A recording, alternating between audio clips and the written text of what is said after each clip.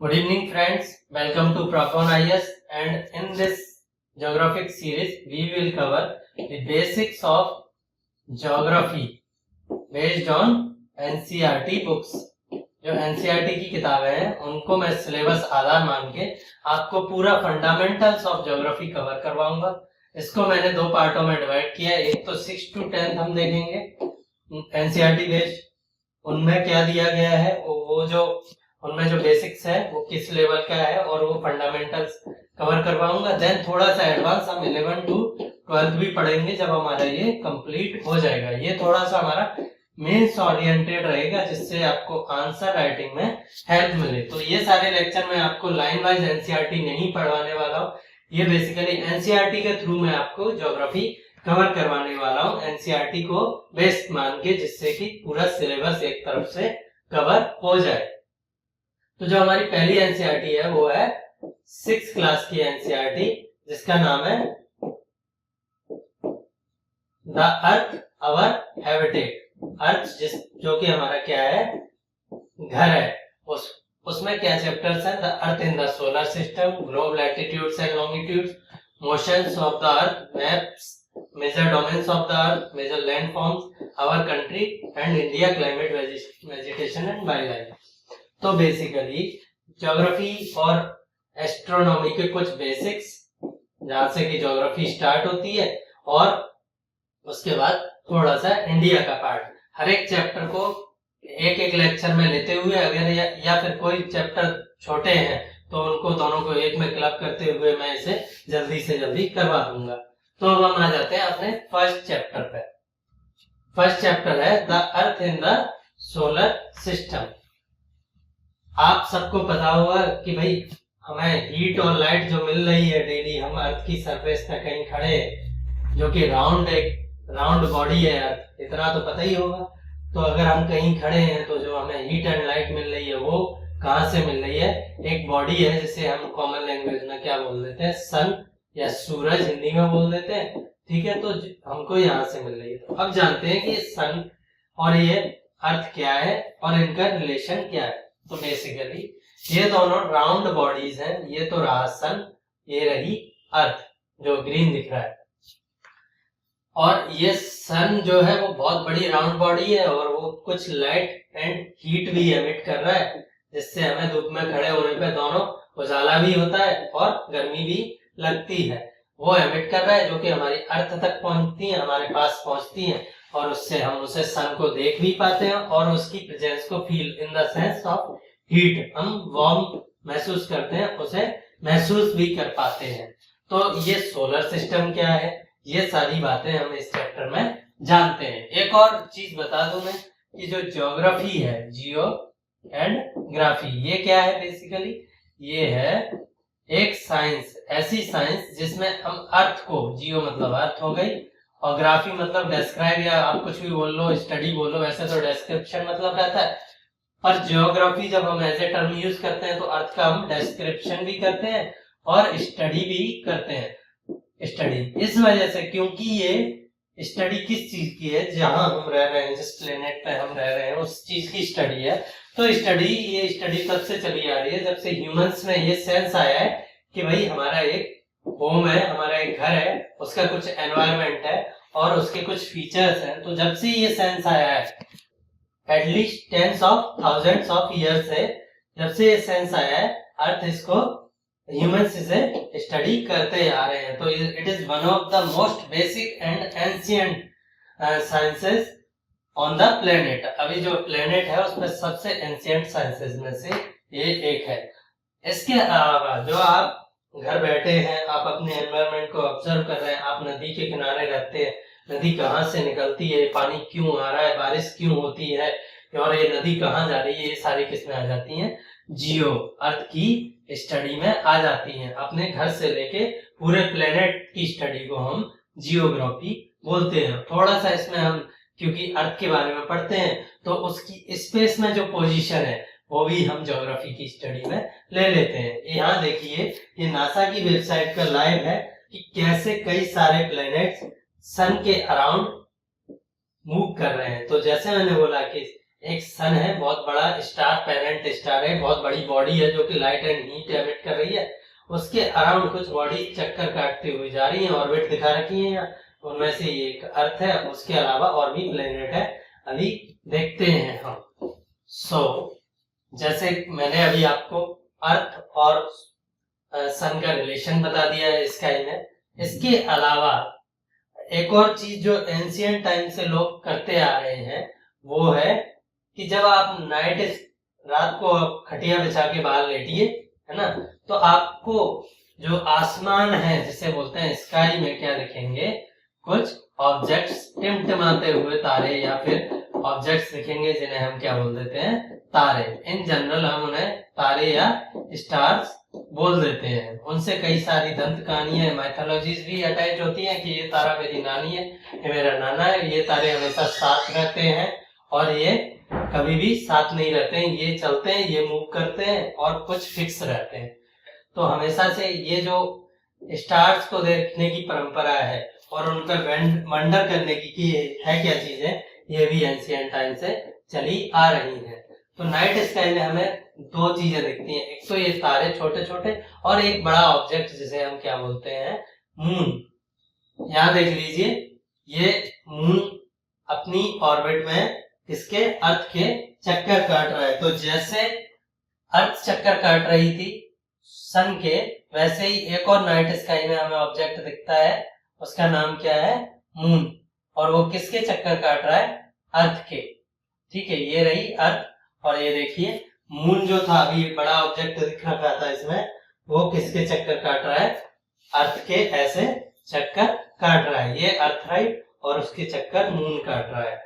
तो हमें night sky में अपार्ट फ्रॉम दोज स्टार्स हमें एक और चीज क्या दिखती है, एक बड़ा सा ऑब्जेक्ट दिखता है, एक बड़ा सा ऑब्जेक्ट दिखता है जिसे हम क्या बोलते हैं, मून बोलते हैं। ये देखिए यहाँ मैं इसका साइज बड़ा कर रहा हूँ जिससे आपको दिखे कि हाँ बेसिकली हमें ऐसा ही मून दिखता है नाइट स्काई में। ये थोड़ी हाई रेजोल्यूशन पिक्चर है तो आपको लग रहा होगा मून व्हाइट क्यों नहीं है, पर ये बेसिकली व्हाइट ही दिखेगा आपको। ये देखिए अभी पूरा दिख रहा था, अब ये क्रिसेंट शेप में दिखने लगा है। तो ये कभी पूरा दिखने लगता है, जैसे मैं दिखाता हूँ आपको, ये कभी पूरा आपको दिखेगा अर्थ की सरफेस से, ये कभी आपको पार्शियल दिखेगा, आधी सरफेस पर जो सन से लाइट पड़ रही है वो हमें दिख नहीं रही है और जो सरफेस दिख रही है उस पर लाइट पड़ नहीं रही है। तो इस सरफेस पर सन की लाइट पड़ रही है और हमें दिख रही है क्योंकि हम इस साइड है परपेंडिकुलर टू दिस, है ना, आप जिधर बैठे हैं लैपटॉप के सामने, और इस वाली सरफेस पे जो हमें दिखनी चाहिए थी उस पर सन की लाइट नहीं पड़ रही है, तो हमें कुछ ही पार्ट दिख रहा है। और इसे रोटेट कीजिए तो आपको इसका बिल्कुल ही पार्ट नहीं दिखेगा। तो ये मून ऐसे डिपेंडिंग ऑन कि सन की लाइट कैसे पड़ के हम तक रिफ्लेक्ट होके आ रही है, कौन से फेस पे सन की लाइट पड़ रही है मून पे और वो रिफ्लेक्ट होके अर्थ तक पहुंच रही है नहीं, उस पर डिपेंड करता है कि वो हमें कितना दिखने वाला है स्पेस में। ऐसे ही ये एक बार अभी ये फुल मून से खत्म हो गया, अब इसको बढ़ा लीजिए आप, जैसे जैसे वो पोर्शन जिस पर लाइट पड़ रही है वो अर्थ की रीच में आ जाए, विजुअल जो जहां से हम अर्थ से मून को देख रहे हैं उसमें आ जाए, तो हमें मून फिर से पूरा दिखने लगता है और ये साइकिल चलती रहती है। ठीक है, जैसे ये रोटेट करता रहता है। सो नाइट स्काई में हमें क्या दिखता है, मून एंड कुछ stars. Stars in the sense जो टिमटिमाती चीजें हैं हम उन्हें जनरली क्या बोल देते हैं, स्टार बोल देते हैं। ठीक है, आगे बढ़ते हैं। ये मून कभी, जैसे अभी मैंने एक्सप्लेन किया आपको, कभी ये फुल मून दिखता है हमें, कंप्लीट दिखता है, ठीक है, इसे हम हिंदी में पूर्णिमा बोल देते हैं। कभी ये बिल्कुल नहीं दिखता है ना, क्योंकि जिस फेस पे लाइट पड़ रही है वो अर्थ से विजुअल नहीं होता है मून का, तो वो हमें बिल्कुल नहीं दिखता है। मून तो वैसा ही रहता है, सिर्फ उस पर लाइट पड़ने की वजह से कुछ पोर्शन हमें कभी दिखता है कभी नहीं दिखता। तो जब बिल्कुल नहीं दिखता है अमावस्या, और कभी कभार आधा दिखता है, क्रिसेंट शेप दिखता है, बहुत सारे फेज होते हैं। आपने देखा होगा मून का कई बार, आप नाइट खुले में लेटे होंगे रात को तो आपको ये दिख जाएगा, उसे हम हिंदी में अमावस्या बोल देते हैं। एक और टर्म होता है सेलेस्टियल बॉडीज। ये जो फिगर है इसमें ये सन रहा, यहाँ पे अर्थ वगैरह रही उसके चक्कर काट रही है, और ये बाकी के और बॉडी सन के चक्कर काट रहे हैं। उसके अलावा बैकग्राउंड में देखिए आपको क्या है, तारे दिख रहे हैं और डिस्टेंस ऑब्जेक्ट दिख रहे हैं जो कि किसके चक्कर नहीं काट रहे हैं, ये तो काट रहे हैं सन के चक्कर नहीं काट रहे हैं। ये जो पास में ऑर्बिट ऑब्जेक्ट्स हैं वो तो सारे सन के चक्कर काट रहे हैं, तो इन्हें हम अलग नाम देते हैं। और जो बाकी दूर की चीजें ये जो दिख रही हैं पूरे स्काई में, ये क्या है, स्टार्स है ना। तो इन सारी चीजों को, तो अर्थ को छोड़ के आप ये समझ लीजिए नाइट स्काई या डे स्काई में, डे स्काई में हमें क्या दिखने वाला है, सन। नाइट स्काई में दिखती है हमें अनगिनत बॉडियां, innumerable bodies.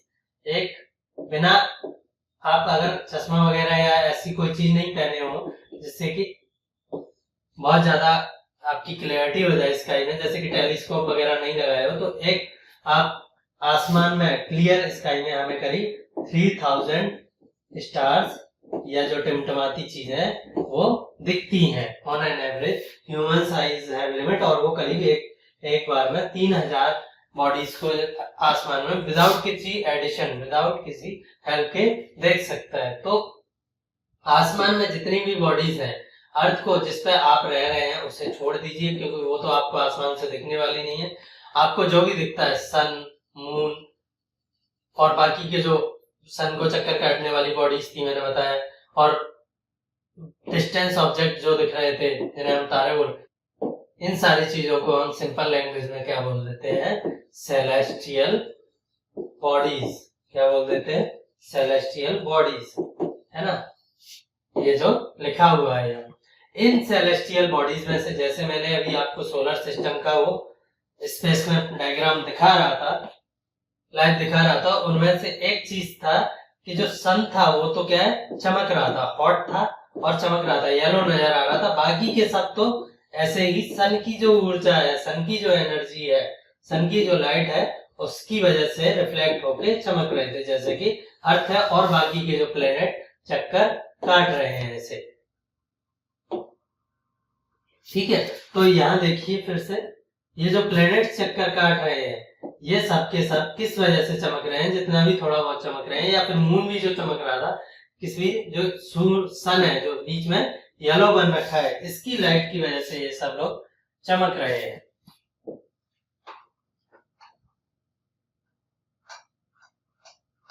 Let me enlarge the figure.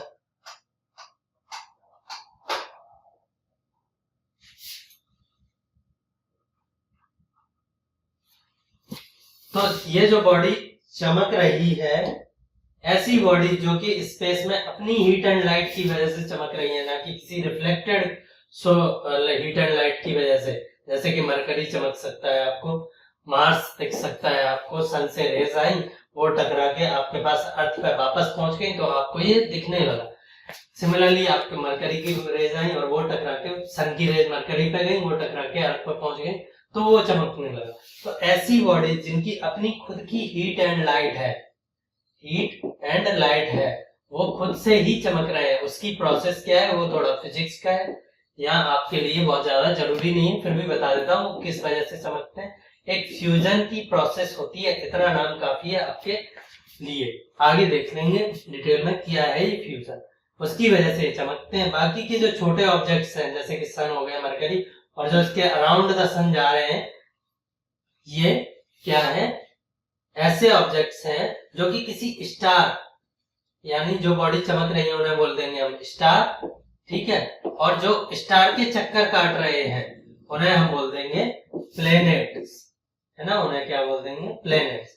अभी आपको मैंने एक और चीज दिखाई थी कि एक ऐसी बॉडी भी है जो अर्थ के चक्कर काट रही है, ठीक है,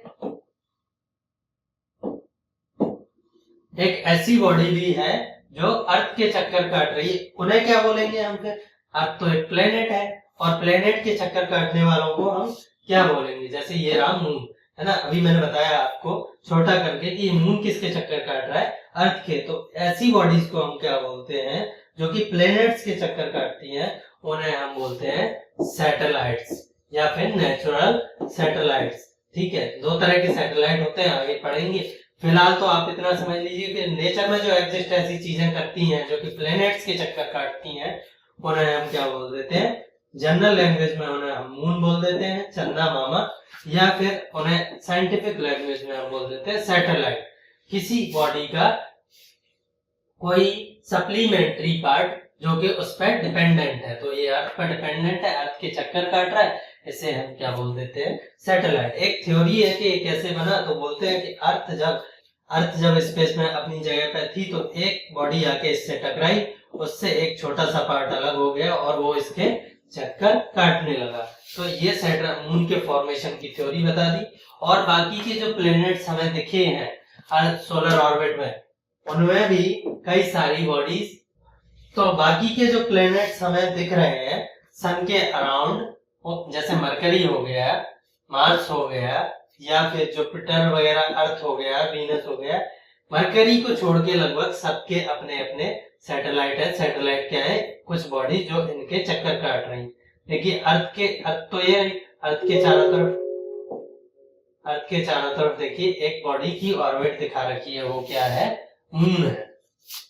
ठीक है, तो ऐसे ये थोड़ा सा कॉम्प्लिकेटेड सिस्टम है जिसमें 3 बॉडीज होती हैं। एक तो हो गया लाइट एंड हीट वाला स्टार, दूसरा जो स्टार्स के चक्कर काट रहे हैं उन्हें हम प्लैनेट्स बोल देते हैं, और तीसरा जो प्लैनेट्स के भी चक्कर काट रहे हैं उन्हें हम क्या बोल देते हैं, सैटेलाइट्स बोल देते हैं। ठीक है, तो ये हो गया बेसिक आपका स्पेस का।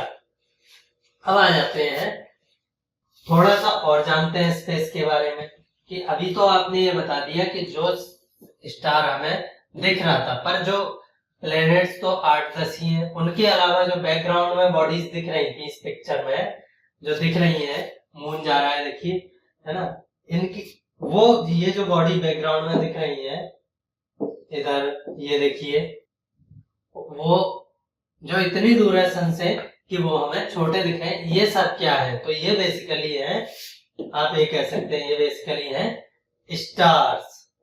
स्टार्स हैं कुछ डिस्टेंस स्टार्स जो कि इतनी दूर है कि वो हमें एक बिंदु की तरह नजर आ रहे हैं। फॉर एग्जांपल, आप एक बल्ब को एक छोटे से कमरे में लगाइए, और उसी बल्ब को एक ओपन थिएटर में लगाइए, उसका साइज छोटा हो जाएगा। फर्दर उसे आप 1 किलोमीटर दूर लगा दीजिए, फिर देखिए तो वो आपको एक पॉइंट नजर आएगा। तो वैसे ही जो मैक्सिमम जो हमें नाइट स्काई में जो पॉइंट्स दिख रहे हैं व्हाइट, ये क्या होते हैं, स्टार्स हैं। डिस्टेंस स्टार्स का ऑब्जेक्ट होते हैं जिनकी अपनी हीट एंड लाइट है, जो कि हमें क्यों छोटे दिख रहे हैं, क्योंकि वो बहुत दूर है। ठीक है, तो इन्हीं स्टार्स हैं जिनकी अपनी हीट एंड लाइट है, कुछ हमें स्टार्स नाइट स्काई में डेली दिखते हैं, कुछ स्टार्स उनमें से क्या करके फॉर्मेशन बना रखे हैं कि वो एक पर्टिकुलर शेप में ही दिखेंगे। फॉर एग्जांपल, ये एक स्टार सिस्टम है जिसे हम सप्तऋषि हिंदी में बोलते हैं। हिंदी अगर आप ट्रेडिशन से आए हो तो उसे सप्तऋषि बोलते हैं हिंदी ट्रेडिशन में, और इसी को इंग्लिश ट्रेडिशन में, या जो इंग्लैंड वगैरह के लोग थे एंशिएंट टाइम के, वो इसे क्या बोलते थे, उर्सा मेजर वगैरह बोलते थे। तो ये क्या है, ये बेसिकली स्टार्स के कुछ ग्रुप्स हैं, डिस्टेंस स्टार्स के कुछ ग्रुप्स हैं जो कि एक पर्टिकुलर फॉर्मेशन में ही रहते हैं हमेशा। उनकी फॉर्मेशन कैसी है, पर्टिकुलरली डिफाइंड है। अब एक और चीज जान लेते हैं यार, कि एक स्टार है, वैसे तो स्टार जैसे जैसे आप स्पेस के थ्रू अर्थ मूव करेगी, देखिएगा आप स्पेस के थ्रू अर्थ मूव करेगी तो ये स्टार्स भी हमें नाइट स्काई में मूव होते नजर आते हैं। बेसिकली ये अर्थ मूव हो रही है ना कि स्टार्स, पर फिर भी देखो स्टार आपको लगेंगे कि स्टार चलते जा रहे हैं, यहाँ से राइज हुआ है मून की तरह, कोई स्टार ईस्ट से या वेस्ट से, और वो फिर सेट हो रहा है, मतलब कि एक होराइजन से उदय होके दूसरे होराइजन में खत्म हो जा रहा है। जैसे जैसे अर्थ रोटेट कर रही है ईस्ट टू वेस्ट, वेस्ट से वैसे star west to east earth rotate कर रही है, वैसे वैसे star east to west move करते हुए हमें नजर आते हैं। लेकिन एक स्टार ऐसा है जो कि हमेशा फिक्स रहता है, वो आपको नॉर्थ की साइड में, अगर आप नॉर्थ पोल पे नॉर्थर्न हेमिस्फीयर में रहते हैं, मतलब इक्वेटर के नॉर्दर्न साइड में रहते हैं, ये क्या होता है आगे बताऊंगा, फिलहाल इतना समझ लीजिए, वो अर्थ से हमेशा एक ही पोजीशन में दिखता है उसे हम क्या बोलते हैं, नॉर्थ स्टार। नॉर्थ में दिखता है वो हमेशा, या फिर पोल स्टार। इसकी क्या वजह है, क्योंकि जब मैं अर्थ के मोशन पढ़ाऊंगा तब आपको बताऊंगा। इतना समझ लीजिए कि अर्थ जिस एक्सिस के अराउंड रोटेट कर रही है, ये उस एक्सिस में ही आगे जाके यहाँ है, आगे जाके ये स्टार इस डायरेक्शन में है, नॉर्थ डायरेक्शन में अर्थ की एक्सिस पे ही अलाइन कर जाता है। तो अर्थ रोटेट करती रहे, इसकी पोल भी अर्थ का जहां रहेगा वहीं ये स्टार का पोजीशन रहेगी, जो स्पेस है उसमें। तो ये हमें हमेशा एक ही जगह पे नजर आता है। अब आप ऐसे घुमा लीजिए अर्थ को, और जो इसके पोल है ना, जिस एक्सिस के अराउंड ये घूम रही है, चारों तरफ के स्टार्स घूमेंगे, आगे पीछे के दाएं बाएं के, लेकिन जो ऊपर नीचे का स्टार है जिस एक्सिस के थ्रू ये घूम रही, वो हमेशा वहीं की वहीं नजर आएगा हमें। जैसा कि मैंने बताया कि नाइट स्काई में जब हमें स्टार चलते हुए दिखते हैं तो बेसिकली वो स्टार नहीं चल रहे होते हैं, वो क्या है, अर्थ की रोटेशन की वजह से हमें ये लगता है कि स्टार मूव कर गया, जबकि मूव कौन कर चुका होता है, हम लोग जो कि अर्थ की सरफेस पर बैठे हुए। तो एंशिएंट टाइम में क्या होता था कि जो सप्तऋषि तारामंडल है ना, जिसमें 7 स्टार्स हैं, जो इस कॉन्स्टिलेशन में फॉर्मेशन, ग्रुप ऑफ स्टार्स जो एक पर्टिकुलर फॉर्मेशन में रहता है, उसे क्या बोलते हैं, कॉन्स्टिलेशन। तो इस जो सप्तऋषि तारामंडल है या कॉन्स्टिलेशन, उसके लास्ट 2 स्टार्स को मिलाते हैं तो ये बेसिकली जो नॉर्थ स्टार है उसकी तरफ पॉइंट करता है। तो इसीलिए हमेशा इन्हें पॉइंटर स्टार भी बोल देते हैं, और ये हमेशा नॉर्थ डायरेक्शन दिखाता है। तो एंशिएंट टाइम में जब ये मोबाइल या कंपास नहीं हुआ करते थे, तो ट्रेवलर्स या फिर लोग जनरली जब राहों पे चल रहे होते थे, जर्नी कर रहे होते थे, तो वो रात में इन स्टार्स की हेल्प लिया करते थे नॉर्थ, ईस्ट, वेस्ट और साउथ जानने के लिए। एक बार आपको एक डायरेक्शन पता चल गई तो बाकी की आप जान सकते हो, क्योंकि उसके अपोजिट में साउथ रहेगी, उसके लेफ्ट में वेस्ट रहेगी और उसके राइट में ईस्ट रहेगी। तो ये ट्रेवलर्स को हेल्प करता था जब आपके स्काई में सन नहीं है, मतलब डे टाइम नहीं है, और जब कोई आपके पास और इंस्ट्रूमेंट नहीं है डायरेक्शन पता करने के लिए, तो इनका यूज होता था। तो मैंने आपको ये बता दिया पोल स्टार क्या होता है। जैसे मैंने बोला था कि हम एनसीईआरटी की एक एक लाइन नहीं पढ़ेंगे, हम सिर्फ यहाँ से बेसिक सिलेबस लेंगे और उसको अपने कंसेप्ट से इंटीग्रेट कर देंगे। तो ये सप्तऋषि नाम हिंदी में इसका लिखा हुआ है। प्लैनेट्स मैंने आपको समझा दिए क्या होते हैं, ऐसी बॉडीज जो कि स्टार्स क्या है, जिनके पास अपना एनर्जी है, उनके चक्कर काट रही हूँ, वो हो गए प्लैनेट्स, है ना। और प्लैनेट्स, ये मान लो प्लैनेट्स है, ये ऐसे जा रहा है, और प्लैनेट्स के भी जो चक्कर काट रहे हूँ, ये मान लो मून है हमारा, चंद्रमा मामा, तो उन्हें हम सैटेलाइट्स बोलते हैं। ठीक है, स्पेस में ये कैसे मूव करते हैं वो आपको दिखा दिया, और देखना हो तो आप नासा या गूगल अर्थ पे कभी भी जाके देख सकते हैं, नासा का ठीक लगता है मुझे। फर्दर यहाँ एक इंटरेस्टिंग सी चीज रखी है, जो प्लेनेट वर्ड्स है वो कहां से आए, प्लेनेटाइट। एंशिएंट ग्रीक या रोमन जो एम्पायर था उनमें ये बोला जाता था कि अर्थ जो है वो किसका, यूनिवर्स का सेंटर है, और सूरज उसके चक्कर काट रहा है, डेली एक चक्कर काटता है, इसीलिए वो हमें कभी उगता कभी डूबता 24 घंटे में दिख जाता है। ठीक है, और बाकी के जो बॉडीज हैं वो क्या है, वेंडरिंग कर रही हैं, जो पास में बॉडीज है। प्लैनेट्स क्या है, सोलर सिस्टम के पास में ही है, सन के पास में ही है प्लैनेट, इसी के चक्कर काट रहे हैं। और बाकी जो स्टार्स थे वो तो डिस्टेंस ऑब्जेक्ट थे, बहुत ज्यादा दूर है। तो ये प्लैनेट्स कभी इधर जाते हुए नजर आते अर्थ के पर्सपेक्टिव से, कभी उधर जाते हुए नजर आते, उन्हें समझ में नहीं आता ये किसके चक्कर काट रहे हैं, अर्थ के काट रहे हैं, सन के काट रहे हैं, या खुद के काट रहे हैं, तो इन्हें वेंडरर बोल दिया जाता था। तो प्लैनेट्स जो वर्ड है, ओरिजिन है, वो प्लैनेटाइज से है, और उसका मतलब था वेंडरर। ठीक है, कि मतलब भटकते हुए celestial objects. The moon that we see in the sky is a satellite. मैंने बताया मरकरी को छोड़ के लगभग सबके मून्स हैं, और उनको हम क्या बोलते हैं, मतलब प्लैनेट्स के मून्स हैं, उनको हम क्या बोलते हैं, सैटेलाइट्स। अब हम आ जाते हैं एक थोड़ा सा इंटरेस्टिंग फैक्ट, यही देख लीजिए, या बाद में बता दूंगा, चलो बाद में बता दूंगा। ये सोलर सिस्टम का फैक्ट है। सोलर सिस्टम में, ये सोलर सिस्टम क्या है, ये जिसमें कि आपको एक बॉडी दिख रही है सेंटर में, आपको एक बॉडी दिख रही है सेंटर में। आपको ये जो सेंटर में बॉडी दिख रही है, ये क्या है, हमारा स्टार है, जिसके अराउंड बहुत सारे ऑब्जेक्ट चक्कर काट रहे हैं। उनमें से अर्थ, वीनस, मरकरी और ये सारे दिख रहे हैं, और भी ऑब्जेक्ट्स हैं। हम एक एक से चर्चा करते हैं। उससे पहले हम ये देख लेते हैं कि जो सन है ये क्या है। ये एक बहुत बड़ा सा ऑब्जेक्ट है जो कि स्पेस में प्लेस्ड है, और वो उसके अराउंड जो प्लैनेट्स अभी दिख रहे थे जैसे हेली कमेट्स और भी चीजें चक्कर काट रही हैं, और इससे जो ग्लोइंग हीट एंड लाइट निकल रही है उसका यूज कर रहे हैं, या वो उन प्लैनेट्स पर पहुंच रही है। ठीक है, तो अब आते हैं सोलर सिस्टम पर। तो सोलर सिस्टम का ये तो हो गया पेरेंट स्टार, जिसे हम क्या बोल देते हैं, सन बोल देते हैं। ठीक है, दिख रहा है आपको सेंटर में। अब देखो, मैं इसे छोटा करता जाता हूं तो आपको बाकी की सारी चीजें भी दिखती जाएंगी धीरे धीरे जैसे मैं इसे छोटा करूंगा। देखो, मरकरी जो सबसे पास में जो प्लेनेट है अर्थ सन के अराउंड एक ऑब्जेक्ट जो चक्कर काट रहा है, उनमें से सबसे पास में है मरकरी। एक प्लेनेट है जो कि सन के चक्कर काट रहा है, वो आपको दिखने लगा। अब फिर और छोटा करते हैं, हम इसे और छोटा करते हैं तो आपको बाकी के प्लेनेट्स की भी ऑर्बिट दिखने लगी होंगी। देखिए, सन के बाद आ गया मरकरी, फिर वीनस, फिर अर्थ होगा, फिर मार्स। ये थोड़ा ऑर्बिट के प्लैनेट से थोड़ा सा जो इंक्लिनेशन है, मैं परपेंडिकुलर नहीं दिख रहा है, मैं आपको परपेंडिकुलर दिखाता हूं तो आपको जो हकीकत में जो डिस्टेंस है उसका अंदाजा लगेगा। देखिए, अब आप देखिए किसकी डिस्टेंस कितनी है, वो इसके ऑर्बिटल प्लेन के परपेंडिकुलर हम कर देंगे तो हमें पता चलने लगेगा।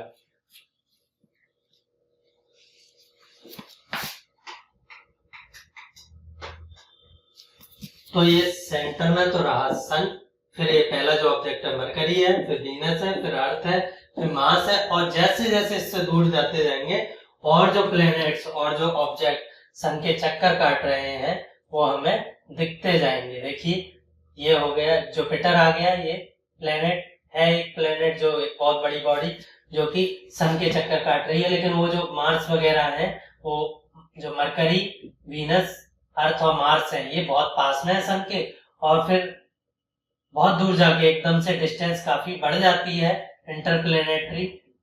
उसके बाद हमें जुपिटर मिलता है, फिर और दूर जाओ तो सैटर्न मिलेगा हमें, और दूर जाओ तो यूरेनस मिलेगा, और दूर जाओ तो नेपच्यून, प्लूटो और भी कई सारे ऑब्जेक्ट्स जो है चक्कर काट रहे हैं। तो बेसिकली सोलर सिस्टम क्या है, एवरीथिंग क्या है, everything that is orbiting around sun, everything that is.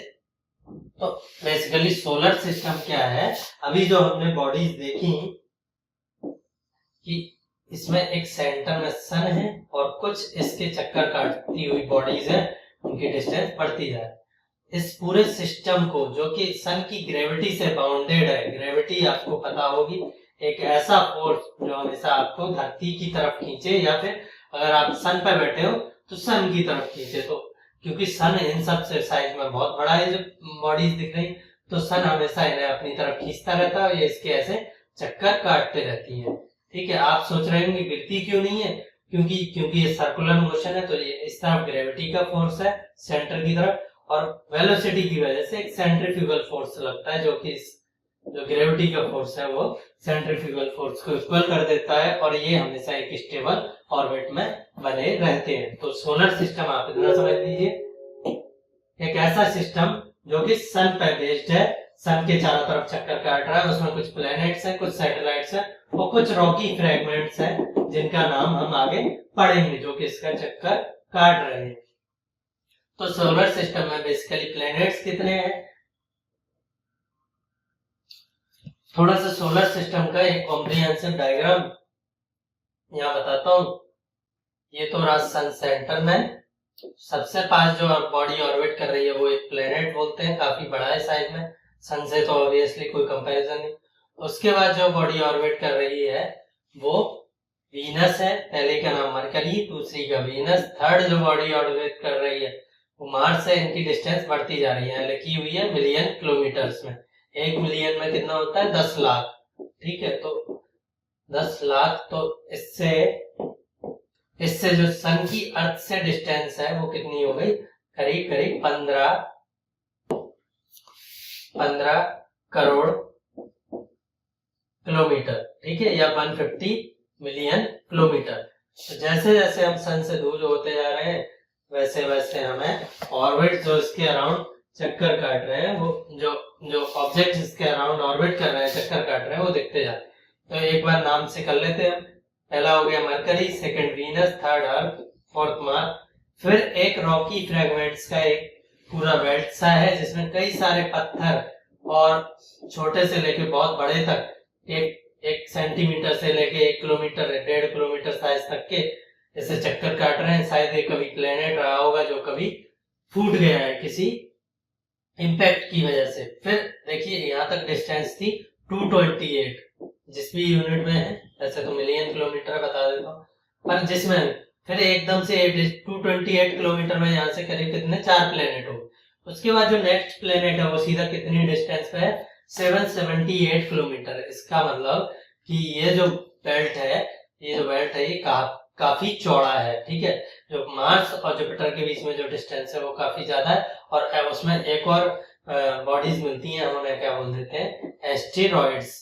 एक ऐसा बेल्ट जहाँ में छोटे छोटे फ्रेगमेंट्स सन के चक्कर काटते हुए मिलते हैं। शायद एक कोई प्लेनेट होगा जो कि इंपैक्ट की वजह से टूट के बिखर गया है और अभी भी सन के चक्कर काट रहा है। उसके बाद जुपिटर देख लिया। तो यहाँ तक एस्ट्रॉइड से पहले के जो भी प्लेनेट्स हैं उन्हें हम इनर प्लेनेट्स कह देते हैं, क्योंकि ये सन के पास है, सिंपली दैट्स अ रीजन, और कोई रीजन नहीं।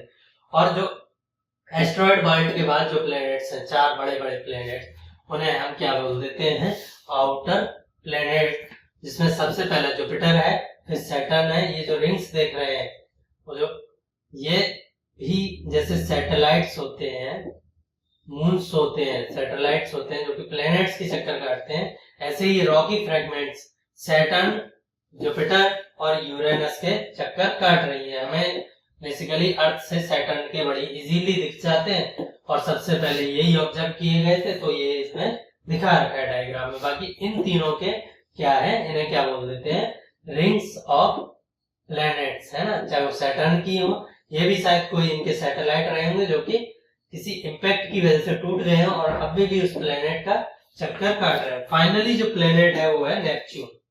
इसके बाद नेपच्यून के बाद, ठीक है, यहाँ जगह नहीं है साइड में, नेपच्यून के बाद जो भी इसकी डिस्टेंस है 4496 के बाद सन से और दूर, इतनी मान लो ये 4496 मिलियन किलोमीटर हो गई, और दूर हमें क्या दिखता है, कई सारे ऐसे ही एस्ट्रॉइड वाले बेल्ट दिखते हैं। एस्ट्रॉइड उन्हें बोलते नहीं है, उनका नाम देते हैं हम।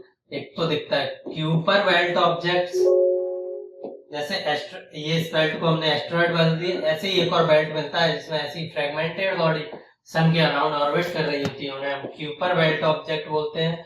और उसके भी इसमें एक बहुत फेमस ऑब्जेक्ट है जिसको हम एंशिएंट टाइम से ऑब्जर्व करते हैं, प्लूटो, है ना, जिसको पहले प्लेनेट मानते थे पर अब नहीं मानते। क्यों नहीं मानते आगे बताता हूँ।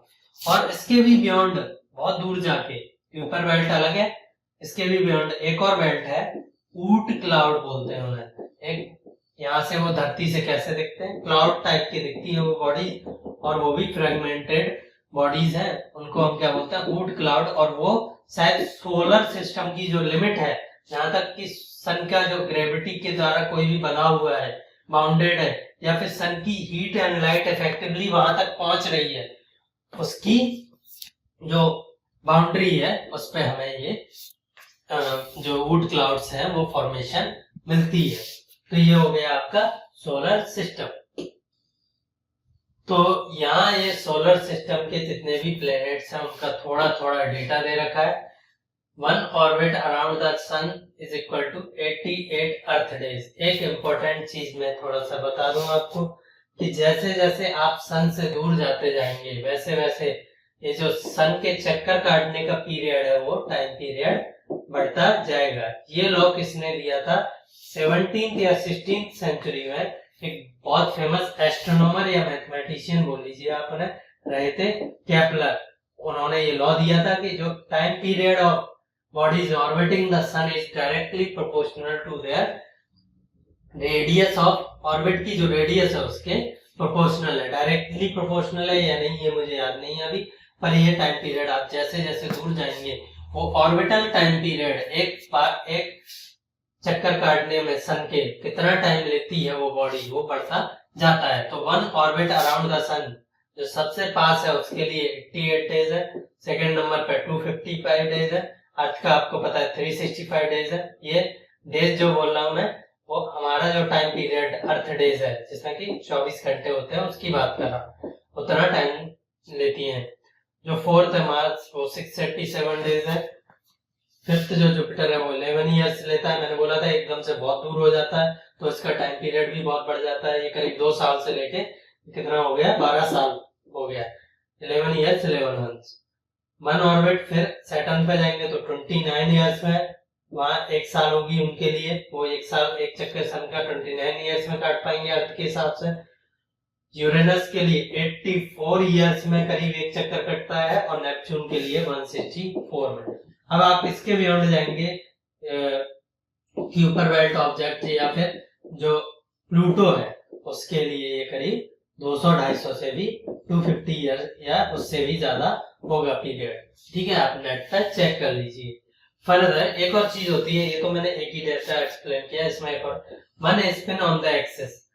जो जितने भी प्लैनेट्स हैं या सैटेलाइट्स हैं वो सारे के सारे सन के अराउंड घूमने के साथ साथ क्या है, अपनी एक्सिस पे भी, अपनी जगह पे भी रोटेट कर रहे हैं। तो ये प्लैनेट्स अपनी जगह पे रोटेट कर रहे हैं तो इनके भी रोटेशन का कुछ टाइम पीरियड होगा, कितने टाइम में ये रोटेट हो रहे हैं उसको हम क्या बोल देते हैं, वन स्पिन ऑन एक्सिस। अपनी एक्सिस पे कितना टाइम ले रहे हैं रोटेट करने में। तो अर्थ तो कितना टाइम लेती है, 1 डे या 24 आवर्स, और बाकी का डेटा यहाँ दे रखा है। इनमें ऐसा कोई लॉ नहीं है कि आप जैसे जैसे सन से दूर जाएंगे वैसे वैसे टाइम पीरियड घटेगा या बढ़ेगा, इसमें ऐसा कोई लॉ नहीं है। अब जो ये थे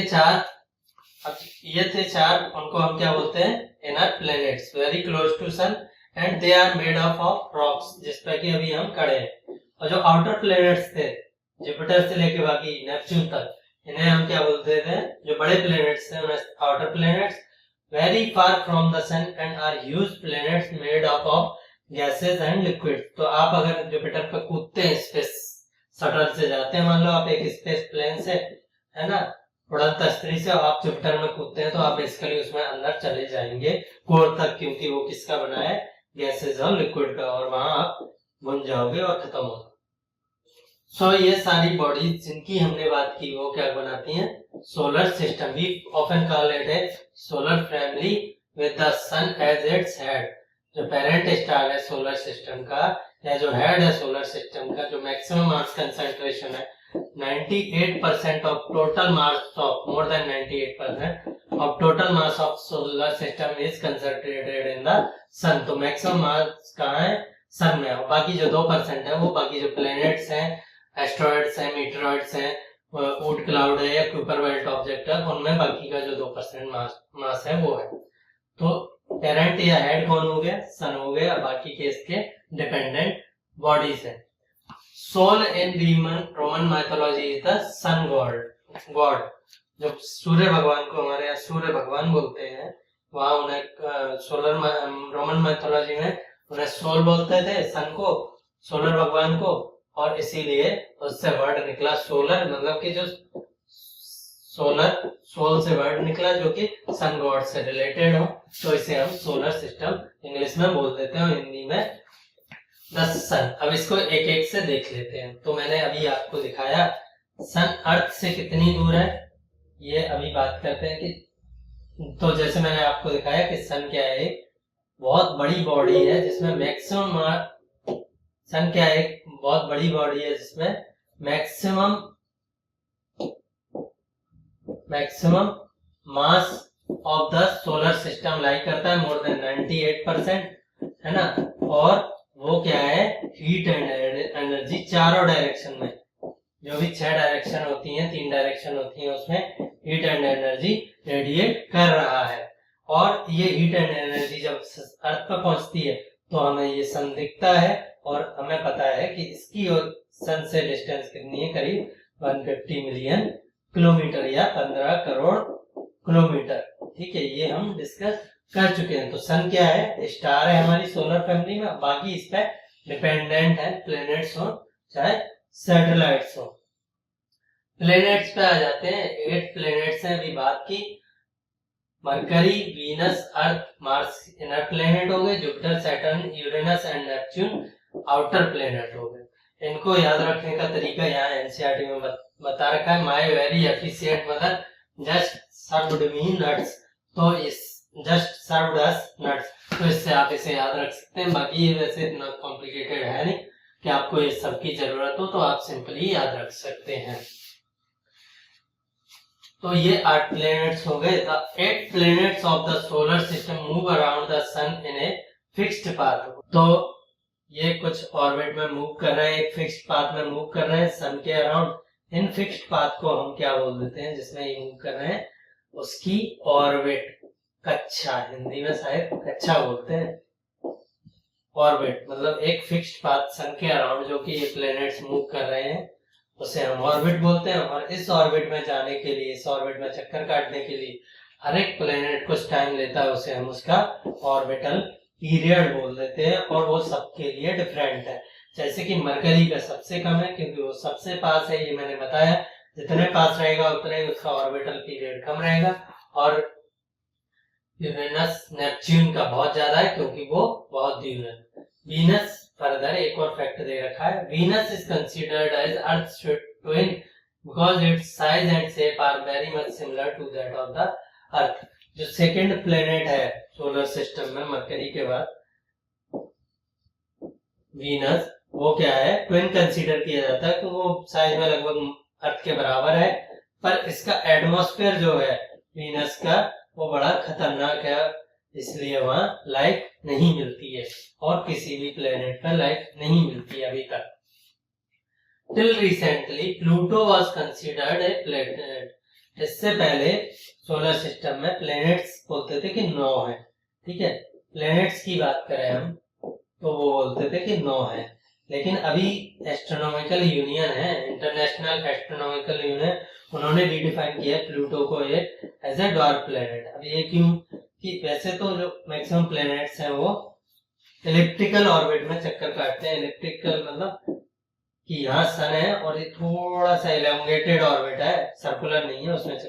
लेकिन जो प्लूटो की ऑर्बिट थी वो हाईली इलोंगेटेड थी, ऐसे है बहुत ज्यादा, एक सेंटर पर सन है। एक टाइम ऐसा होता है कि सन के बहुत करीब आता है, फिर ये बहुत दूर चला। तो इस वजह से हम प्लूटो को, और फर्दर इसका साइज भी छोटा था अदर प्लैनेट्स के कंपैरिजन में, तो हमने इसे फिर क्या घोषित कर दिया, ड्वार्फ प्लैनेट बोलने लगे हैं। ये 2 क्राइटेरिया थे उनके डिफाइन करने के एस्ट्रोनॉमिकल यूनियन, और उन्होंने इसको फिर ड्वार्फ कैटेगरी में डाल दिया है। अर्थ पे आ जाते हैं। अर्थ एक बॉडी है जो कि सन के अराउंड रोटेट कर रही है। आपको और एनिमेशन देखना हो तो जो हम नासा का देख रहे थे वो आप देखते रहिए। फिलहाल इतना समझ लीजिए कि अभी जो अर्थ ऑर्बिट कर रही थी या कर रही है सन के अराउंड, तो इसका जो शेप है वो बिल्कुल अर्थ का, इस ऑर्बिट का शेप तो क्या है, इलिप्टिकल या एलोंगेटेड सर्कल। सर्कल को आप थोड़ा खींच दीजिए, इलिप्स है।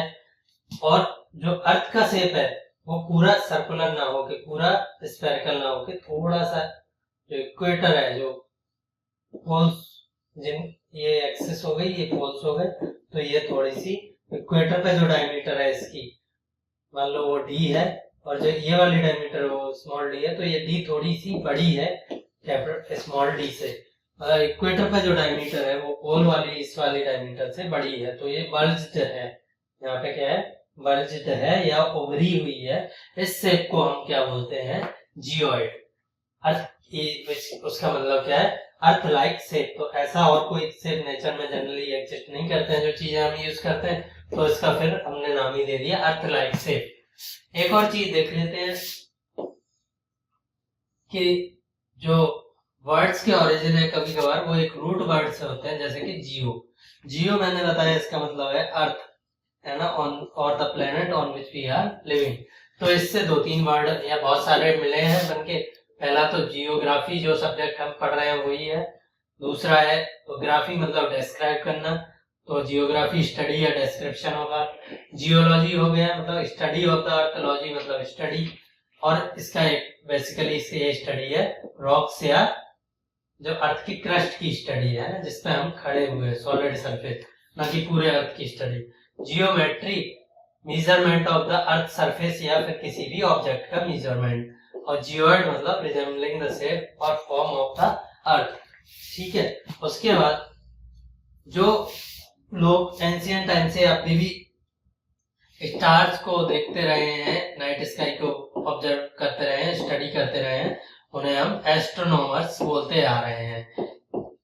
ठीक है, उन्होंने अपनी नॉलेज कहीं राइट डाउन की है किताब में, और उस हिसाब से कोई बेवकूफ लोगों को ये बोलने लगे कि अगर ये स्टार यहाँ है तो आपके भाग्य अच्छे हैं, आपके फॉर्च्यून अच्छे हैं, आपका फ्यूचर अच्छा, उन्हें हम बोलने लगे एस्ट्रोलॉजर्स, है ना।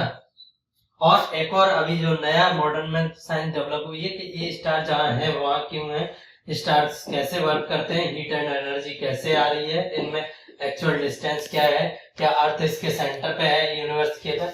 उनको ऐसे लोगों को जो बहुत डिटेल में स्टडी करते हैं साइंटिफिक बेसिस पे, उन्हें हम कॉस्मोलॉजिस्ट बोल देते हैं। कॉस्मोलॉजिस्ट, कॉस्मोस मतलब होती है यूनिवर्स, और उसको लॉजी स्टडी करने वाला मतलब हो गया कॉस्मोलॉजिस्ट।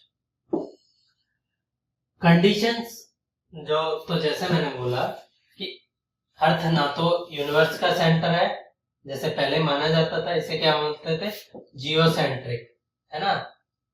जियोसेंट्रिक, जियो मतलब अर्थ और centred on earth is geocentric, और ना अर्थ सोलर सिस्टम का सेंटर है।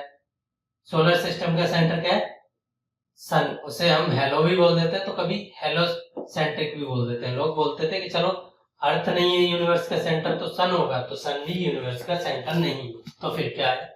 अर्थ के पास जो एक ही यूनिक चीज है जो अभी तक आज तक हमें मिली है, वो है कि इस पे जो कंडीशंस हैं, अर्थ पे जो कंडीशंस हैं वो क्या है, लाइफ को सपोर्ट करती हैं। और उनमें दो इंपॉर्टेंट चीजें, पहला तो कि जो लिक्विड वाटर इसकी सरफेस पे एग्जिस्ट करता है, वाटर तो और भी कई सारे प्लेनेट्स पे मिलता है, पर सरफेस पे लिक्विड वाटर अभी तक किसी प्लेनेट पे नहीं मिला है, चाहे वो हमारा सैटेलाइट मून हो, चाहे वो मार्स हो, या फिर वो सैटर्न हो।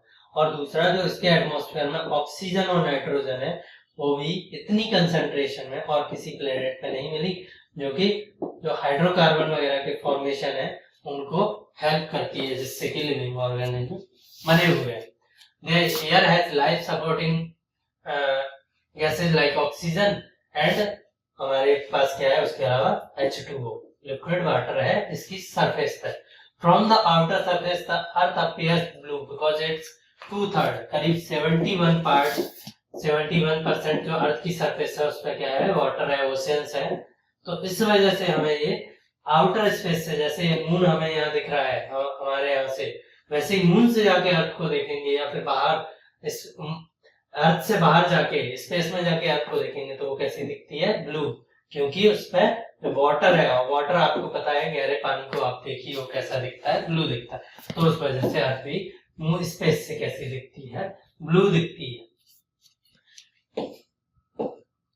एक और चीज यहाँ एक चीज दी गई है कि आप एक फैक्ट दिया गया है कि जो लाइट है उसकी एक फिक्स स्पीड होती है, ठीक है, वो कितनी है, 3 लाख किलोमीटर पर आवर, है ना, पर सेकेंड, सॉरी, एक सेकेंड में करीब 3 लाख किलोमीटर चल जाएगी। इसको आप मीटर में कन्वर्ट करना हो कर लीजिए, फिलहाल मैं नहीं बता दे। तो इसका मतलब अगर 15 करोड़ किलोमीटर सन हमारे यहाँ से दूर है तो उसे कितनी टाइम लगेगा लाइट को वहां से पहुंचने में हमारे यहाँ तक, करीब लगते हैं 8 minutes. The sunlight takes about 8 minute and 20 second to reach us, है ना, 8 minute and 20 second to reach us from sun. जब से वो चलती है सन से और अर्थ पे पहुंचती है उसमें करीब 8 मिनट टाइम लगता है। अब इसी के कंपैरिजन में मून को देखें तो वो करीब 3,84,000 किलोमीटर है। तो लाइट करीब 1 सेकेंड में, 1 सेकेंड से थोड़े से ज्यादा में अर्थ से मून पर पहुंच जाएगी और 2 सेकेंड या 2.5 सेकेंड में वापस भी आ जाएगी। तो आपको अंदाजा लग रहा होगा कि मून हमें इतने इतना छोटा होने के बावजूद भी इतना बड़ा इसलिए दिख रहा है क्योंकि वो बहुत पास है, और जो सन है वो इसलिए मून के बराबर दिख रहा है बड़ा होने के बावजूद भी क्योंकि वो बहुत दूर है। ये डिस्टेंसेस इतनी बड़ी होती हैं कि आप उसे as far as human brain is concern comprehend नहीं कर पाओगे। तो जो 15 करोड़ की किलोमीटर की डिस्टेंस है, इसे हम क्या मान लेते हैं, एक यूनिट मान लेते हैं, तो इसे एस्ट्रोनॉमिकल यूनिट AU बोल देते हैं। भाई आप जब प्लैनेट्स की डिस्टेंस मेजर कर रहे हो तो आप इस डिस्टेंस को एक यूनिट मान लीजिए 15 करोड़ को, और उसके हिसाब से मेजर कर लीजिए। ये तो हो गई डिस्टेंस प्लैनेट्स के बीच में मापने के लिए। लेकिन अगर आपको सन से किसी और स्टार जो कि बहुत दूर है, जो कि टिमटिमाता हुआ तारा नजर आ रहा है, उतना ही बड़ा होने के बावजूद भी जितना कि सन है, तो आप डिस्टेंस कैसे मेजर करेंगे, ये बहुत छोटा पड़ जाता है। तो उसके लिए जो मैंने बताया आपको, लाइट, इसकी हेल्प लेते हैं। लाइट 1 सेकंड में इतना चलती है 3 लाख, तो 1 मिनट में 3 लाख इंटू 60 चलती होगी, फिर 1 घंटे में और 60 कीजिए, फिर 1 दिन में और 24 कीजिए, और 1 साल में 365 कीजिए। तो लाइट 1 साल में करीब इतना चलेगी। आप ये पूरा मल्टीप्लाई करना हो कर लीजिए, कोई बात नहीं है, नहीं करना, इतना चलेगी। ये काफी डिस्टेंस होती है। तो हम जो स्टार्स के बीच की डिस्टेंस है वो हम इसे क्या बोल देंगे, लाइट ईयर। ये किसकी यूनिट है, डिस्टेंस की यूनिट है।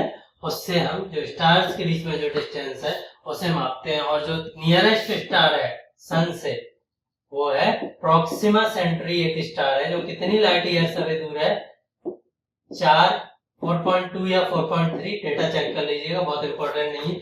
4.2 लाइट ईयर अवे। इसका मतलब कि लाइट अगर 4.2 साल लगातार चलती रहे तब वहां पहुंचेगी। सन से जो लाइट जा रही है वो वहां कब 4 साल बाद पहुंचती है, और वहां से जो लाइट आ रही है वो हमारे पास आज देखी हमने, तो वहां से कब चली होगी, प्रोक्सिमा सेंट्री से 4 साल 4.2 ईयर पहले। तो आपको अब डिस्टेंस से इसका अंदाजा लग गया होगा। जैसे मैंने बताया कि अर्थ का एक ही सैटेलाइट है, moon as seen from the space. इसको हम धरती से भी देख सकते हैं, स्पेस से भी देख सकते हैं। उसकी डिस्टेंस ऑर्बिट में जो अर्थ के अराउंड जो है ऑर्बिट कर रहा है, उसकी कितनी है, 3,84,000 किलोमीटर। एवरेज डिस्टेंस है, थोड़ी बहुत चेंज होती रहती है, ठीक है। The moon moves around the earth in about 27 days, और ऑर्बिट में इससे कितना टाइम लगता है, 27 डेज टाइम लगता है एक चक्कर काटने में। And it takes the same time to complete one space. तो जैसे बताया कि सारी सेलेस्टियल बॉडीज जो ऑर्बिट का में घूम रही है उसके अलावा अपनी एक्सिस पे भी घूमती है, स्पिन करती है अपनी जगह पे, उसे हम स्पिन बोल लो या फिर रोटेशन बोल लो। उसमें ये मून कितना टाइम लेता है, 27 डेज लेता है।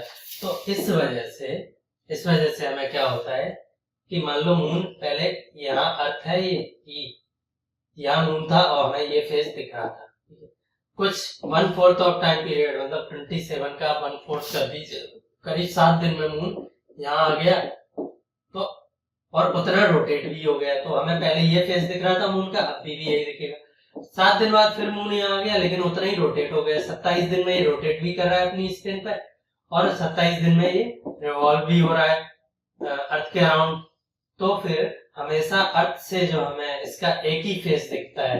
हम कहीं भी रहें अर्थ पे, हमें मून का हमेशा थोड़ा बहुत इधर उधर हो सकता है आपकी पोजीशन पे, पर मून का बेसिकली आप जहां भी रहोगे जो फेस दिख रहा है वही फेस दिखेगा, क्योंकि जो इसके ऑर्बिटल पीरियड है, एक राउंड जो इसे अर्थ के अराउंड चक्कर काटने में लग रहा है, और जो इसका रोटेशनल पीरियड है अपनी जगह पे जो चक्कर काटने में लग रहा है, वो एग्जैक्टली 27 डेज है। मतलब एग्जैक्टली इक्वल है, चाहे वो 27 हो थोड़ा बहुत ज्यादा कम हो। Further the moon does not have condition favourable for its full life. तो यहाँ पे भी लाइफ एग्जिस्ट नहीं करती है। तो अर्थ यूनिक इसी में है कि जो लाइफ सपोर्टिंग चीजें हैं वो अभी तक कहाँ मिली हैं, सिर्फ अर्थ में मिली हैं, वो कहीं नहीं मिली हैं जहां तक भी हमने यूनिवर्स को एक्सप्लोर किया है। सैटेलाइट हो गया is celestial body that move around a planet. अब ये ह्यूमन मेड सैटेलाइट क्या है, ये तो नेचुरल था, अर्थ के चक्कर का। आपने एक रॉकेट बनाया, उसमें एक बॉडी को रखा, है ना, ये अर्थ हो गई। आपने एक रॉकेट पे एक बॉडी को रखा, वो यहाँ पहुंच गई, और आपने उससे कुछ ऐसे वेलोसिटी दे दी, अब वो ऐसे चक्कर अर्थ के काट रहा है जैसे मून काट रहा है। तो इन्हें भी हम सैटेलाइट्स ही बोलते हैं, लेकिन क्या man made human made satellites बोलते हैं। इसके कई सारे यूज हैं, जैसे कि एजुकेशन वगैरह में है और ब्रॉडकास्टिंग में है या फिर रिमोट सेंसिंग में है। और ये कुछ नाम दिए गए इनसैट, IRS, एजुसैट, इंडिया के सैटेलाइट सिस्टम्स के नाम दिए गए हैं। फर्दर एक और चीज जो हम आपने देखे होंगे कि मून पे क्या है, कुछ दाग है ना, ऐसे ऐसे। तो वो बेसिकली क्या है, वो दाग नहीं है, वो वहां पे कुछ जो भी बॉडीज उससे टकराई है मून से, उनके जो इम्पैक्ट है, उनके जो क्रेटर्स बन गए, गड्ढे बन गए, उनकी वजह से जो सन रेज रिफ्लेक्ट होके मून से अर्थ पे आ रही थी वो सही से नहीं आ पाती है, तो वहां वो हमें दाग या गड्ढे ब्लैक दिखने लगते हैं। उन्हें हम क्या बोल देते हैं, उनकी मून में दाग है, लेकिन वो बेसिकली क्या है, वो shadows on the moon surface है जो कि सही से लाइट रिफ्लेक्ट नहीं कर रही है और इसीलिए हमें वहां ब्लैक नजर आ रहा है। एस्टेरॉइड्स, तो मैंने बताया कि मून, मार्स, उस डायग्राम को आप देखिए सोलर सिस्टम वाले को, और उसके बीच में और जुपिटर के बीच में एक कुछ फ्रेगमेंट्स चक्कर काट रहे थे सन का, जिन्हें हमने एक कॉमन नाम दे दिया था। इसमें कुछ बड़े थे, कुछ एस्टेरॉइड्स, कुछ छोटे थे, है ना, इनको हम क्या बोल देते हैं, एस्टेरॉइड्स। मार्स एंड जुपिटर के बीच में चक्कर काटते हैं और ये कैसे बने हैं, शायद कोई प्लेनेट रहा होगा बड़ा, वो किसी चट्टान की टक्कर की वजह से टूट के बिखर गया है और वो अभी भी सन के चक्कर काट रहा है। देन आ जाते हैं मीटेरॉइड्स। ये क्या है, ये वो जो मैंने आपको 2-3 चीजें बताई थी कि सन के अराउंड प्लैनेट्स और सैटेलाइट्स को छोड़ के एस्टेरॉइड हो गया, देन क्यूपर बेल्ट जो ऑब्जेक्ट हो गए, देन ऊट क्लाउड हो गए। इनमें क्या है, छोटे छोटे फ्रेगमेंट्स वगैरह और कुछ बड़े भी सन के चक्कर काट रहे हैं। तो अभी मान लो ये एस्टेरॉइड बेल्ट है, ये क्यूपर बेल्ट है, ये ऊट क्लाउड है, इनसे कोई भटकता हुआ प्राणी अपनी ऑर्बिट को छोड़ के किसी प्लेनेट पे चला जाए या सन की तरफ ही चला जाए या प्लेनेट पे चला जाए, मान लो अर्थ पर, ऐसे ऑब्जेक्ट्स को जो अपनी ऑर्बिट से भटक चुके हैं, है ना, उन्हें हम क्या बोल देते हैं, कॉमन टर्म है उनके लिए मीटेरॉइड्स। वो अर्थ पे भी जा सकते हैं, वो सन पे भी जा सकते हैं, वो और प्लेनेट्स पे भी जा सकते हैं। तो ऐसे ऑब्जेक्ट्स को हम क्या बोल देते हैं, मीटेरॉइड्स। अब मीटेरॉइड्स जब अर्थ की तरफ आ रहे होते हैं तो अर्थ का है एक एटमॉस्फेयर। एटमॉस्फेयर क्या करता है, मान लो ये मीटेरॉइड्स यहाँ से धंसा अर्थ के एटमॉस्फेयर और एक फ्रिक्शन की वजह से, एयर फ्रिक्शन की वजह से जलने लगा तो इसकी जो बॉडी जल रही है उसमें से कुछ फ्यूम्स निकलेंगी और वो आपको पूंछ की तरह पीछे दिखेंगी कि वो खून ये बहुत तेजी से आगे बढ़ रहा है, फ्यूम थोड़ी पीछे रह गई तो आपको वो टेल की तरह, है ना, टेल की तरह दिखेंगी। उसे हम क्या बोल देते हैं, कभी कभार शूटिंग स्टार्स भी बोल देते हैं, है ना। ऐसे स्टार्स को हमें लगता है कि तारा टूट गया, हकीकत में कोई तारा वारा नहीं होता, कोई छोटा मोटा रॉकी फ्रेगमेंट होता है जो कि अर्थ के एटमॉस्फेयर में घुस गया है, तो वो हमें शूटिंग स्टार लगता है, ठीक है। अगर यही बॉडी सन के अराउंड चक्कर पहुंच जाती है काटने, जो अर्थ में आ रही थी, है ना, जो भटकते हुए प्राणी, अगर वो सन के अराउंड, तो वहां भी यही होता है कि जो सन के एटमॉस्फेयर से इन्हें जला देता है, सन का जो ग्लो है और हीट एंड लाइट है वो इन्हें जलाने लगती है, तो वहां भी हमें पूछ दिखने लगती है, तो उन्हें हम क्या बोलने लगते हैं, कॉमेट्स। जैसे हेलिस कॉमेट जो हर 78 या 76 साल में हर बार एक बार सन के चक्कर काटते आता है, दिखता है और वापस गायब हो जाता है, वो टकराता नहीं है सन से। ये तो हो गया सन, अर्थ और सोलर सिस्टम, ठीक है। अब आपने कभी नाइट स्काई को देखा होगा, थोड़ा सा गौर करके, तो आपको नॉर्थ से साउथ में, नॉर्थ मान लो ये नॉर्थ साउथ बना दिया, तो आपको एक थोड़ा कंसंट्रेटेड बैंड ऑफ लाइट दिखेगा, मतलब जिसमें तारे ज्यादा दिख रहे हो, ऐसी एक लाइन दिखेगी। वो बेसिकली क्या है, वो हमारी गैलेक्सी है। इसका नाम क्या है, हमारी गैलेक्सी का नाम है मिल्की वे गैलेक्सी।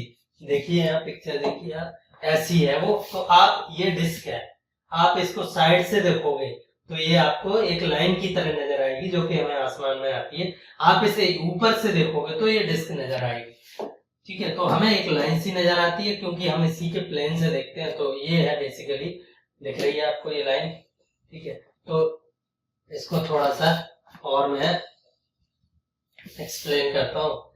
ये बेसिकली जो अभी दिखाया था यहाँ, ये सेंटर है, ग्लो कर रहा है बहुत ज्यादा, फिर रिंग्स टाइप की बनी हुई है। इसको हम ऊपर से देखते हैं तो ये कैसी दिखेगी, तो ये ऐसी दिखेगी, ऐसे ऐसे ऐसे कुछ आर्म्स कंसंट्रेटेड जो मटेरियल है उसकी हैं। अब जो ये कंसंट्रेटेड मटेरियल है इन आर्म्स में, ये क्या है? Stars and planets. स्टार्स और उनके जो भी सिस्टम है, प्लैनेट्स हो, सैटेलाइट्स हो, मीटरॉइड्स हो, एस्ट्रॉइड्स हो, ऐसे ऐसे। तो आप उसको ऊपर से देखोगे तो ऐसी दिखेगी। मैक्सिमम स्टार्स यहाँ, कुछ यहाँ भी होंगे थोड़े बहुत, है ना, पर मैक्सिमम यहाँ है। और अगर आप इसे साइड से देखोगे, ये तो टॉप व्यू हो गया, तो आपको ये पूरी दिख रही है स्पाइरल गैलेक्सी, स्पाइरलिंग हो रही है, ठीक है। लेकिन साइड से देखोगे तो आपको ये बेसिकली एक लाइन नजर आएगी, क्योंकि हम ऐसी ही एक जो स्पाइरल है उसकी एक आर्म है करीब 30,000 लाइट ईयर्स। मैंने बताया लाइट ईयर्स क्या होती है, एक ईयर में लाइट जितनी डिस्टेंस ट्रेवल करे उतनी लाइट ईयर्स। तो 30,000 लाइट ईयर्स अवे हमारा सन है कौन सी गैलेक्सी में? मिल्की वे गैलेक्सी। मिल्की वे गैलेक्सी में हमारा सन है। ऐसे इन्यूमरस स्टार्स हैं इस गैलेक्सी में। एटलीस्ट कितने हैं? 1 बिलियन स्टार तो है ही, बिलियंस ऑफ स्टार्स खाली हमारी गैलेक्सी में ही सन जैसे हैं और उससे बड़े हैं। और हमारा सन वहां से, इसके सेंटर से जो चमक रहा था, सबसे ज्यादा पॉइंट जो चमक रहा है इसमें, उससे करीब 30,000 लाइट ईयर्स अवे किसी एक आर्म में, जो आपको स्पाइरलिंग जो रिंग्स दिख रही हैं, इनमें से एक में हमारा सन है 30,000 किलोमीटर, जो कि बहुत नॉर्मल सा स्टार है, एक एवरेज से भी छोटे साइज का स्टार है, जिसे हम पेल येलो स्टार बोलते हैं, क्योंकि ये इतना बड़ा नहीं है या इतना ब्राइट नहीं है कि इसकी जो लाइट है वो ब्लू या अल्ट्रावायलेट स्पेक्ट्रम में आए। मैक्सिमम जो लाइट है वो विजुअल रेंज में आती है, क्योंकि ये एक छोटा स्टार है। बड़े स्टार्स की जो मैक्सिमम लाइट है, देखिए ब्लू दिख रहे हैं आपको यहाँ, कई सारी चीजें, वो बड़े स्टार्स हैं और उनकी लाइट किस स्पेक्ट्रम में आ रही है? ब्लू या अल्ट्रावायलेट स्पेक्ट्रम में आ रही है, क्योंकि सन छोटा स्टार है तो उसकी light red and yellow spectrum में आती है। और आपको एक चीज बता दूं कि फिजिक्स ये कहती है कि जो जितनी बॉडी हॉट अप होगी, हीट होगी, उसमें टेम्परेचर होगा, वो उतनी ही हाइयर फ्रीक्वेंसी की लाइट एमिट करेगा, ब्लैक बॉडी रेडिएशन जिसे बोलते हैं। तो रेड या येलो की जो फ्रीक्वेंसी है वो कम होती है, मतलब इनकी एनर्जी कम होती है एज कंपेयर टू ब्लू और अल्ट्रावायलेट से। जबकि कॉमन परसेप्शन ये है कि ब्लू कूल कलर है और रेड वगैरह हॉट कलर है, लेकिन जस्ट अपोजिट होता है, ये याद रखिएगा, ठीक है। तो अब ये यूनिवर्स क्या है? एक तो मैंने बता दिया गैलेक्सी, यूनिवर्स की बात करते हैं। एवरीथिंग, इस गैलेक्सी के अलावा भी हमें कई सारे स्टार्स दिखते हैं इधर उधर, है। Everything that we can see with telescopes, with our eyes, that we can feel by the force of gravity. Gravity दिखती तो है नहीं, अर्थ पर फोर्स लगाती है, आप पे भी फोर्स लगाती है।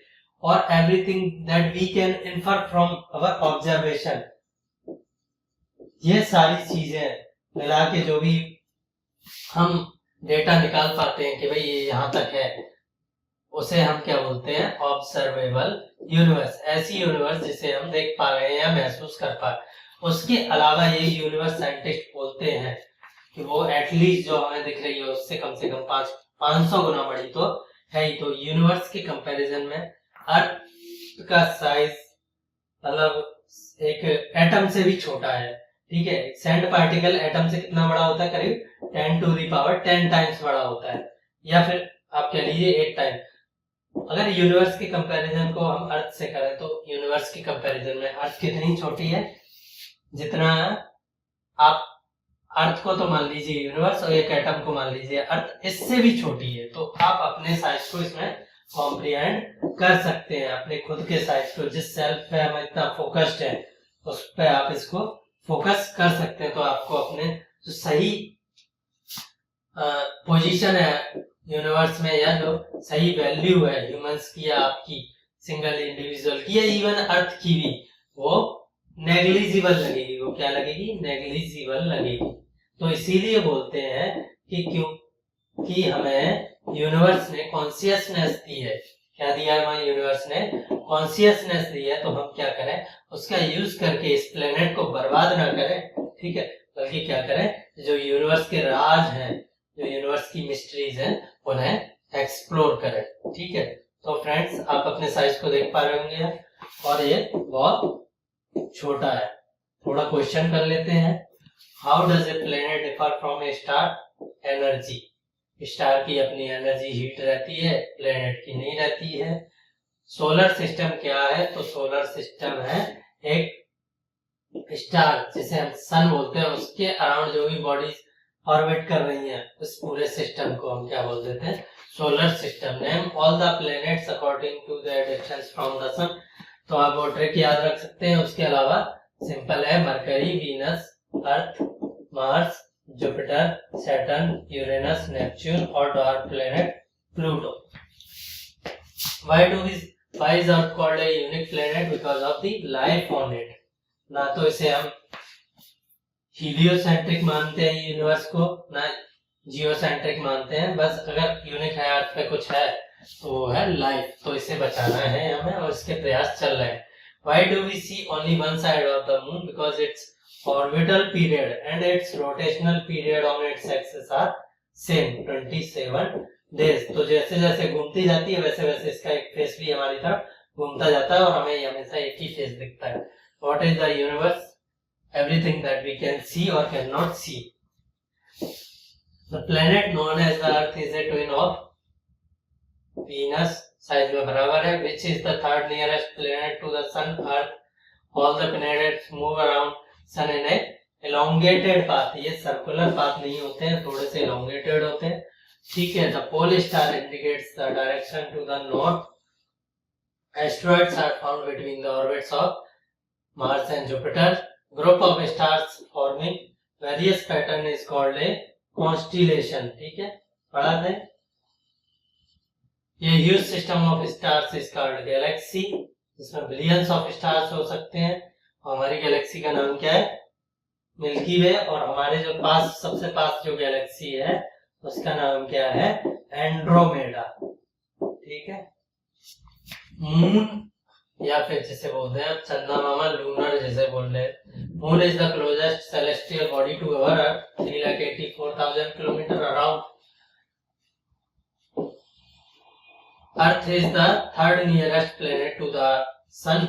Planets do not have their own heat and light. Planets के पास अपनी heat and light नहीं होती है, इसके लिए वो किस पर जो स्टार है उस पर डिपेंड रहते हैं।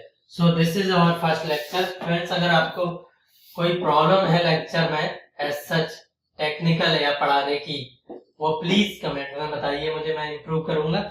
सेकेंड, आपको कोई डाउट्स हैं तो वो भी आप कमेंट्स में बताइए, मैं उन्हें नेक्स्ट लेक्चर में इंक्लूड करूंगा या फिर वहीं आंसर कर दूंगा।